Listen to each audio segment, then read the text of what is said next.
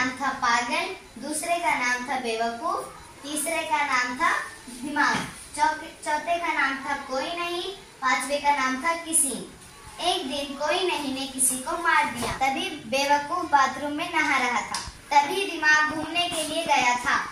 तभी पागल बोला, हेलो पुलिस, कोई नहीं ने किसी को मार दिया। अरे तुम पागल हो क्या? हाँ सर, मैं पागल हूँ।